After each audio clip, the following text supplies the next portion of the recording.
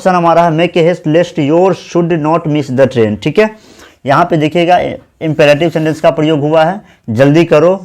एक शब्द आया है लेस्ट, क्या आया है? लेस्ट। लेस्ट क्या है? एक कंजक्शन है।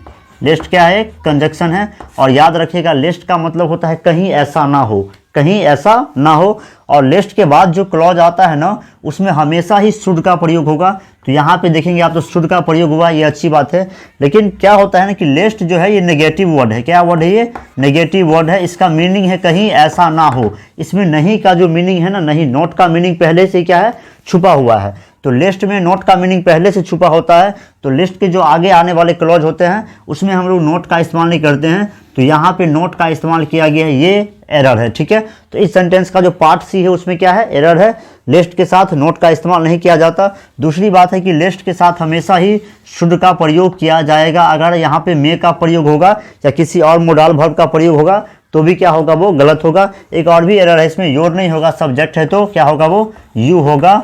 तो हो गया make a haste lest you should miss the train. ठीक है, पार्ट सी में क्या थी? इसमें गलती थी। ठीक है, दूसरा सेंटेंस है मेनी ऑफ अस। देखिए मेनी जो है ना, ये वाला मेनी, मेनी का प्रयोग प्रोनाउन के रूप में भी होता है और एडजेक्टिव के रूप में भी होता है। तो यहाँ पे मेनी जो है ना प्रोनाउन के बतौर आया है, प्रोनाउन है ये मेनी। ठीक है, मेनी के बाद अगर मेनी का प्रयोग अगर एडजेक्टिव के रूप में हो तो इसके जो बाद नाउन जो आते हैं ना वो प्लूरल होते हैं। यहाँ पे ऑफ का इस्तेमाल हुआ, मेनी ऑफ अस, ये क्या है? प्रोनाउन है।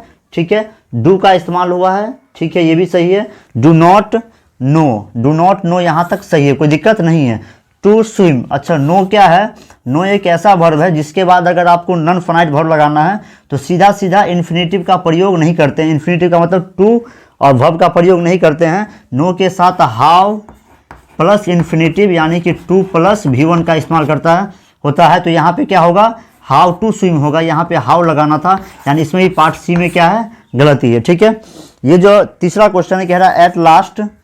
ठीक है, ये सही है। ही was married with a poor girl. ठीक है, मैरी का प्रयोग अगर एक्टिव वॉइस में होता है, मैरी का प्रयोग अगर एक्टिव वॉइस में होता है तो इसके साथ किसी भी प्रीपोजिशन का प्रयोग नहीं किया जाता है।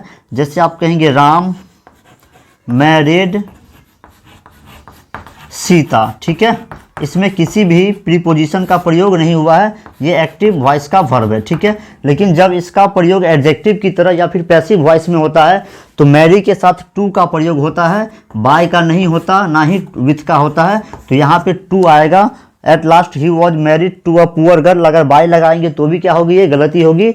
विथ लगाएंगे तो भी क्या होगी? ये गलती होगी। तो पार्ट सी में क्या था? इसमें एरर था। ठीक है, मेनी अ मैन, देखिए मेनी का एक कंसेप्ट है, मेनी एडजेक्टिव के रूप में भी होता है और यहाँ हमने देखा प्रोनाउन के रूप में भी होता है ना।